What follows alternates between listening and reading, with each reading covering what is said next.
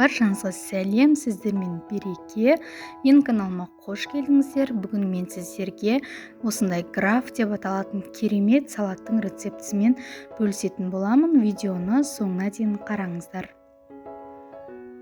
Ең алдымен бізге қажетті заттар: 2 жұмыртқа, үлкен бір қызылша, кішілеу болса 2 аласыздар.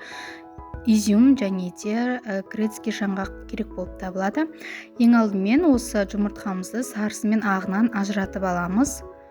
Және де барлығын қызылша мен жұмыртқаны үккіштен өткізіп алатын боламыз.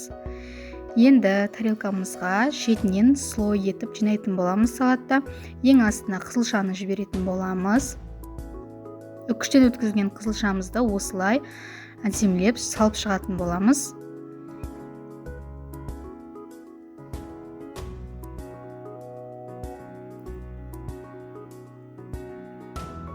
Және де бетіне майонез жағып шығатын боламыз. Майонезді осындай пакетикке құйып алсаңыздар, немесе қапшыға құйып алсаңыздар ыңғайлы. Енді осы майонезді қасықпен жағып шығатын боламыз, біркелкі етіп. Енді оның үстіне үккіштен өткізілген жұмыртқаның ағын салып шығатын боламыз. Тағы да бетін жақсылап тегістеп, бетіне майонез құятын боламыз.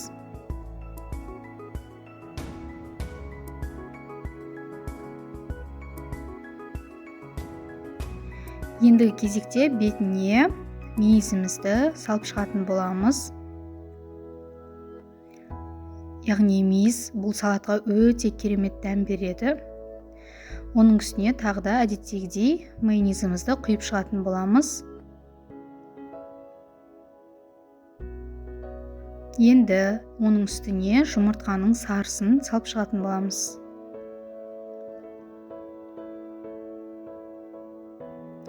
Оның бетінде майонезбен сеуіп жағып шығатын боламыз.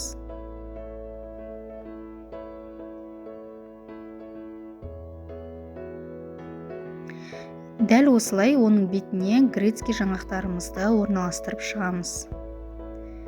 Яғни бұл біздің салатымыздың ең соңғы бөлігі.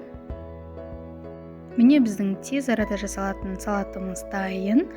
Өте қарапайым ингредиенттерден дайындалады, ал дәмі өте керемет үйлеседі. Менімен болғандарыңызға рахмет. Сау болыңыздар.